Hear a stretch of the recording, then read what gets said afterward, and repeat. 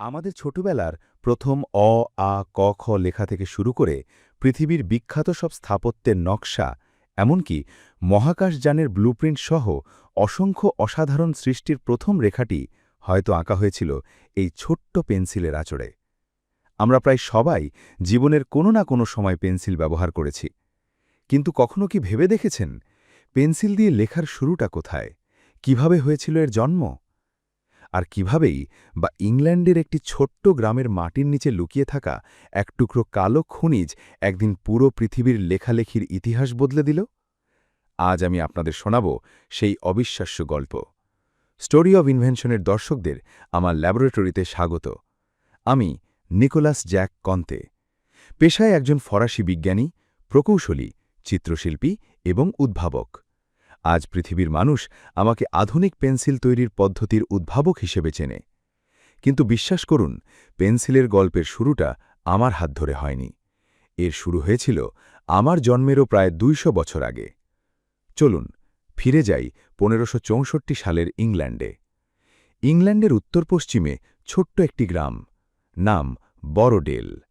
সবুজ পাহাড়ে ঘেরা, শান্ত, নিরিবিলি একটি উপত্যকা। কেউ তখনও কল্পনা করতে পারেনি এই ছোট্ট গ্রামই একদিন পৃথিবীর ইতিহাসে নিজের নাম লিখে রাখবে। প্রচলিত একটি কাহিনী অনুযায়ী এক ভয়াবহ ঝড়ের পর একটি বিশাল গাছ উপড়ে পড়ে। সেই গাছের শিকড়ের নিচে মানুষ খুঁজে পায় এক অদ্ভুত কালো পদার্থ। যদিও ইতিহাসবিদরা এই ঘটনার প্রতিটি বিবরণ নিয়ে একমত নন, তবে একটি বিষয় নিশ্চিত, ১৫৬৪ সালের কাছাকাছি সময়েই বড়ডেলে পৃথিবীর অন্যতম বিশুদ্ধ গ্র্যাফাইটের বিশাল মজুদ আবিষ্কৃত হয়। প্রথমে কেউই বুঝতে পারেনি এটি আসলে কি। অনেকে ভাবল এটি নিশ্চয়ই লেড, অর্থাৎ সীসারই একটি রূপ। তাই এর নাম রাখা হল প্লাম্বাগো, কারণ ল্যাটিন ভাষায় প্লাম্বাম শব্দের অর্থ লেড বা সীসা। সেই ভুল ধারণাই শত শত বছর ধরে টিকে গেল। আর সেই কারণেই আজও পৃথিবীর কোটি কোটি মানুষ পেন্সিলের ভেতরের অংশকে লেড বলে ডাকেন, যদিও সেখানে সীসার এক ফোঁটা অস্তিত্বও নেই। ধীরে ধীরে মানুষ বুঝতে পারল এটি আসলে গ্র্যাফাইট, একটি প্রাকৃতিক খনিজ যা দিয়ে কাগজ, কাঠ, কাপড় সহ প্রায় সব কিছুর ওপর সহজেই দাগ টানা যায়। প্রথম দিকে রাখালরা তাদের ভেড়ার গায়ে মালিকানা বোঝাতে গ্র্যাফাইট দিয়ে চিহ্ন দিত। কাঠমিস্ত্রিরা কাঠ কাটার আগে দাগ টানতেন, কারিগরেরা নকশা আঁকতেন, শিল্পীরা স্কেচ করতেন। মানুষ যতই এটি ব্যবহার করতে লাগল, ততই বুঝতে পারল এই কালো পাথরটি মোটেও সাধারণ কিছু নয়। কিন্তু একটি বড় সমস্যা তখনও রয়ে গিয়েছিল। গ্র্যাফাইট ছিল অত্যন্ত নরম, হাতে ধরলেই সহজে ভেঙে যেত, আর ব্যবহার করার সময় পুরো হাত কালো হয়ে যেত। ভাবুন তো, আপনি যদি আজকের মতো একটি পেন্সিলের বদলে সরাসরি একটি গ্র্যাফাইটের টুকরো হাতে নিয়ে লিখতে যান, কয়েক মিনিটের মধ্যেই আপনার আঙুল কালো হয়ে যাবে, আর গ্র্যাফাইটটিও ভেঙে যেতে পারে। তখন মানুষ সমাধান খুঁজতে শুরু করল। কেউ গ্র্যাফাইটকে সুতো দিয়ে শক্ত করে পেঁচিয়ে ব্যবহার করল, কেউ বা আবার ভেড়ার চামড়া বা কাপড়ের ভেতরে রেখে ধরল। এগুলোই ছিল পেন্সিলের একেবারে প্রাথমিক রূপ। কিন্তু মানুষ এখানেই থেমে থাকেনি। ১৫৬৫ সালে সুইস প্রকৃতিবিদ কনরাড গেসনার তার একটি বইয়ে এমন একটি লেখার যন্ত্রের চিত্র প্রকাশ করেন, যেখানে গ্র্যাফাইটকে দুটি কাঠের টুকরোর মাঝখানে বসানো হয়েছিল। এটি ছিল কাঠের পেন্সিলের অন্যতম প্রাচীন নথিভুক্ত বর্ণনা। আজ আমরা যে কাঠের পেন্সিল ব্যবহার করি, তার ধারণার বীজ রোপণ করা হয়েছিল প্রায় ৪৫০ বছর আগে। সময়ের সঙ্গে সঙ্গে বড়ডেলের গ্র্যাফাইটের চাহিদা বাড়তেই থাকল, কারণ এটি ছিল অস্বাভাবিক রকমের বিশুদ্ধ। ইংল্যান্ড খুব দ্রুত বুঝে গেল এটি শুধু লেখার জন্যই নয়, এটি একটি মূল্যবান সম্পদ। সেই সময় কামানের গোলা ঢালাইয়ের ছাঁচ তৈরিতেও এই বিশুদ্ধ গ্র্যাফাইট ব্যবহার করা হতো। ফলে বড়ডেলের খনিকে কঠোর পাহারায় রাখা হতো। অনুমতি ছাড়া সেখানে কেউ প্রবেশ করতে পারত না। এমনকি গ্র্যাফাইট চুরি ঠেকাতে খনিটি বছরের নির্দিষ্ট সময়ে খোলা হতো, আর বাকি সময় বন্ধ রাখা হতো। এক টুকরো গ্র্যাফাইট তখন শুধু একটি কালো পাথর ছিল না, এটি ছিল একটি কৌশলগত সম্পদ। কিন্তু খুব শীঘ্রই এমন একটি ঘটনা ঘটতে চলেছে যা শুধু ইউরোপ নয়, পেন্সিলের ইতিহাসও চিরদিনের জন্য বদলে দেবে। ১৭৮৯ সালে শুরু হল ফরাসি বিপ্লব। এর কয়েক বছরের মধ্যেই ইউরোপের বহু রাজতান্ত্রিক দেশ নতুন ফরাসি প্রজাতন্ত্রের বিরুদ্ধে যুদ্ধ ঘোষণা করল। ১৭৯৩ সালে শুরু হল war of the first coalition. ইংল্যান্ডও সেই যুদ্ধে যোগ দিল। ফলে ফ্রান্সের সঙ্গে বাণিজ্য কার্যত বন্ধ হয়ে গেল। আর সেই অবরোধের সবচেয়ে বড় শিকারগুলোর একটি ছিল পেন্সিল।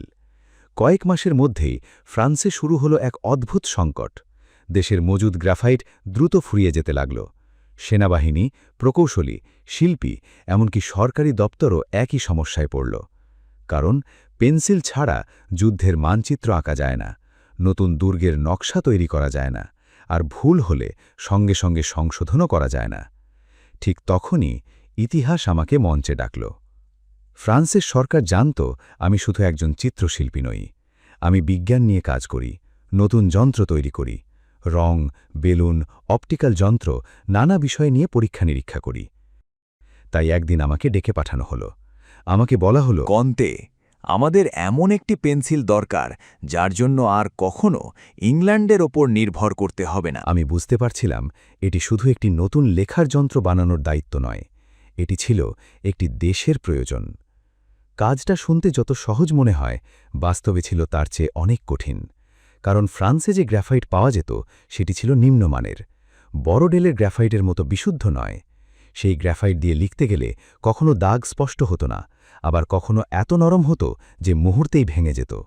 অনেকেই বলেছিল এটা অসম্ভব, কিন্তু আমি সবসময় একটি কথা বিশ্বাস করতাম: অসম্ভব শব্দটাই একজন উদ্ভাবকের সবচেয়ে বড় চ্যালেঞ্জ। আমি আমার ল্যাবরেটরিতে নিজেকে প্রায় বন্দী করে ফেললাম। দিন, রাত, সময়ের হিসাব যেন হারিয়ে ফেলেছিলাম। প্রথমে নিম্নমানের গ্রাফাইট সংগ্রহ করলাম, সেটিকে খুব সূক্ষ্ম গুঁড়ো করলাম। তারপর ভাবতে শুরু করলাম কিভাবে এটিকে আরও শক্ত করা যায়। অবশেষে একটি ধারণা মাথায় এলো, যদি গ্রাফাইটের সঙ্গে কাদামাটি অর্থাৎ ক্লে মেশানো যায়। আমি গ্রাফাইটের গুঁড়োর সঙ্গে নির্দিষ্ট পরিমাণ কাদামাটি এবং পানি মিশিয়ে একটি মণ্ড তৈরি করলাম। তারপর সেটিকে সরু কাঠির মতো আকার দিলাম, শুকিয়ে নিলাম, এরপর উচ্চ তাপমাত্রার চুল্লিতে পোড়ালাম। প্রথম পরীক্ষা ব্যর্থ, কাঠি ভেঙে গেল। দ্বিতীয় পরীক্ষা আবার ব্যর্থ, লেখা ঠিকমতো উঠল না। তৃতীয় পরীক্ষা আরও একটি ব্যর্থতা।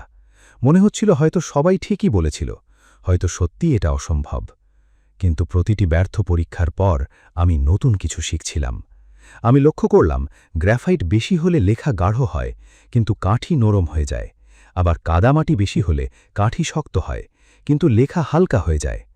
অর্থাৎ সমাধান লুকিয়ে আছে সঠিক অনুপাতের মধ্যে।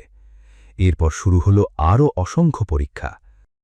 কখনো গ্রাফাইট একটু বাড়ালাম, কখনো কাদামাটি একটু কমালাম, আবার কখনো চুল্লির তাপমাত্রা পরিবর্তন করলাম। অবশেষে একদিন আমি সফল হলাম। 1795 সালে আমি এমন একটি পদ্ধতি তৈরি করতে পারলাম যেখানে গ্রাফাইট এবং কাদামাটির অনুপাত নিয়ন্ত্রণ করে বিভিন্ন ধরনের পেন্সিল তৈরি করা সম্ভব। আমি এই নতুন প্রযুক্তির পেটেন্ট লাভ করলাম। সেই মুহূর্তে হয়তো আমি বুঝতেই পারিনি আমি শুধু ফ্রান্সের একটি সমস্যা সমাধান করিনি, আমি বদলে দিয়েছিলাম পেন্সিল তৈরির ভবিষ্যৎ। আমি পৃথিবীর প্রথম পেন্সিল আবিষ্কার করিনি, সেটি আমার বহু আগেই মানুষ ব্যবহার করছিল। কিন্তু আমি এমন একটি প্রযুক্তি তৈরি করেছিলাম যার ফলে পৃথিবীর প্রায় যে কোনো মানের গ্রাফাইট দিয়েই উন্নত মানের পেন্সিল তৈরি করা সম্ভব হল। আর সবচেয়ে আশ্চর্যের বিষয়, 2 শতকেরও বেশি সময় পেরিয়ে গেলেও আজও পৃথিবীর অধিকাংশ কাঠের পেন্সিল এই একই মূলনীতিতে তৈরি হয়। কিন্তু আমার আবিষ্কারের আসল শক্তি শুধু একটি নতুন পেন্সিল তৈরি করা ছিল না, আসল শক্তি লুকিয়েছিল এর ভেতরের বিজ্ঞানে। আপনি নিশ্চয়ই লক্ষ্য করেছেন কিছু পেন্সিলের গায়ে লেখা থাকে HB, 2B, 4B, H, 2H। কিন্তু কখনো কি ভেবে দেখেছেন এই অক্ষরগুলোর অর্থ কি? এর উত্তর লুকিয়ে আছে সেই অসংখ্য পরীক্ষার ভেতর, যেগুলো আমি দিনের পর দিন, রাতের পর রাত আমার ছোট্ট ল্যাবরেটরিতে করে গিয়েছিলাম। আমি খুব দ্রুত বুঝতে পারলাম গ্রাফাইট আর কাদামাটির অনুপাতই একটি পেন্সিলের চরিত্র নির্ধারণ করে। যখন আমি মিশ্রণে গ্রাফাইটের পরিমাণ বাড়াতাম তখন পেন্সিলের দাগ হতো আরও গাঢ়, কিন্তু সেই কোর হয়ে যেত তুলনামূলক নরম। আর যখন কাদামাটির পরিমাণ বাড়াতাম তখন কোর হতো আরও শক্ত, কিন্তু লেখা হয়ে যেত হালকা। পরে এই বৈশিষ্ট্যের উপর ভিত্তি করেই তৈরি হলো বিভিন্ন গ্রেড। বি অর্থ ব্ল্যাক অর্থাৎ গাঢ় লেখা, এইচ অর্থ হার্ড অর্থাৎ শক্ত কোর, আর HB এই দুটির মাঝামাঝি একটি ভারসাম্যপূর্ণ গ্রেড, যা আজও পৃথিবীর সবচেয়ে বেশি ব্যবহৃত পেন্সিল। ভাবুন তো, আজ আপনার শিশুর স্কুল ব্যাগে থাকা একটি সাধারণ HB পেন্সিলের ভেতরেও লুকিয়ে আছে 2 শতকেরও বেশি পুরানো একটি বৈজ্ঞানিক ধারণা। আমার আবিষ্কারের পর পেন্সিল তৈরির নতুন যুগের সূচনা হল। ধীরে ধীরে ফ্রান্স, জার্মানি এবং ইউরোপের অন্যান্য দেশে বড় বড় পেন্সিল কারখানা গড়ে উঠতে শুরু করল। ঊনবিংশ শতাব্দীতে ফ্যাবার পরিবারের মতো নির্মাতারা পেন্সিলকে আরও মানসম্মত করে তুললেন। পরে সেই প্রতিষ্ঠানই বিশ্বের অন্যতম পরিচিত ব্র্যান্ড ফ্যাবার কাস্টেল নামে পরিচিতি লাভ করে। এরপর আর পেন্সিলের যাত্রা থামেনি। এটি পৌঁছে গেল স্কুলে, বিশ্ববিদ্যালয়ে, শিল্পীর স্টুডিওতে, প্রকৌশলীর ড্রয়িং বোর্ডে আর স্থপতির নকশার টেবিলে। একবার চোখ বন্ধ করে কল্পনা করুন, একটি বিশাল সেতু নির্মাণের আগে, একটি আকাশচুম্বী ভবন তৈরির আগে, একটি নতুন গাড়ির নকশা তৈরির আগে একজন প্রকৌশলী প্রথম কি করেন? তিনি একটি সাদা কাগজ সামনে রাখেন আর হাতে তুলে নেন একটি পেন্সিল। থমাস আলভা এডিসনের গবেষণাগারের অসংখ্য স্কেচ, প্রকৌশলীদের অগণিত নকশা, স্থপতিদের ব্লুপ্রিন্ট, এসবের প্রথম খসড়া প্রায় পেন্সিলেই তৈরি করা হতো। কারণ ভুল হলে সহজেই সংশোধন করা যেত। হয়তো এই কারণেই পেন্সিল শুধু মানুষকে লেখার ক্ষমতা দেয়নি, এটি মানুষকে দিয়েছে নির্ভয়ে পরীক্ষা করার সাহস। আমি প্রায়ই ভাবি, আমার আবিষ্কারের সবচেয়ে বড় শক্তি ছিল না এর কাঠ, না এর গ্রাফাইট, বরং মানুষকে ভুল করার স্বাধীনতা দেওয়া। কালির কলমে ভুল হলে অনেক সময় পুরো পাতাই নষ্ট হয়ে যেত, কিন্তু পেন্সিলে ভুল করুন, মুছে ফেলুন, আবার শুরু করুন। হয়তো এই ছোট্ট স্বাধীনতাই মানুষকে আরও সাহসী করেছে, আর সেই সাহস থেকেই জন্ম নিয়েছে অসংখ্য আবিষ্কার, অসাধারণ চিত্রকর্ম আর বিস্ময়কর সব স্থাপত্য। আজ আমি এই পৃথিবীতে নেই, কিন্তু পৃথিবীর কোথাও না কোথাও এই মুহূর্তেও হয়তো কোনো শিশু প্রথমবার নিজের নাম লিখতে শিখছেন, কোনো শিল্পী নতুন একটি ছবি আঁকা শুরু করছেন, কোনো স্থপতি ভবিষ্যতের একটি শহরের প্রথম নকশা আঁকছেন, কোনো প্রকৌশলী হয়তো এমন একটি যন্ত্রের ডিজাইন করছেন যা একদিন পৃথিবী বদলে দেবে। আর তাদের প্রত্যেকের হাতেই রয়েছে সেই ছোট্ট যন্ত্রটি, যার উন্নত রূপ তৈরির সৌভাগ্য একদিন আমার হয়েছিল। তাই পরের বার যখন আপনি একটি সাধারণ পেন্সিল হাতে নেবেন, মনে রাখবেন এটি শুধু এক টুকরো কাঠ আর গ্রাফাইট নয়, এটি কয়েক শতাব্দীর ইতিহাস, অসংখ্য মানুষের অবদান, একটি যুদ্ধের সংকট, বিজ্ঞানের বিজয় আর মানুষের অদম্য উদ্ভাবনী শক্তির প্রতীক। আমি ছিলাম নিকোলাস জ্যাক কোন্তে, আর আপনি দেখছিলেন স্টোরি অফ ইনভেনশন। যদি আজকের গল্পটি আপনার ভালো লেগে থাকে, তাহলে ভিডিওটিতে একটি লাইক দিন, চ্যানেলটি সাবস্ক্রাইব করুন আর কমেন্ট করে জানান পরবর্তী ভিডিওতে আপনি কোন আবিষ্কারের গল্প শুনতে চান। নতুন একটি অবিশ্বাস্য আবিষ্কারের গল্প নিয়ে খুব শীঘ্রই আবার দেখা হবে। ততক্ষণ পর্যন্ত ভালো থাকুন। আল্লাহ হাফিজ।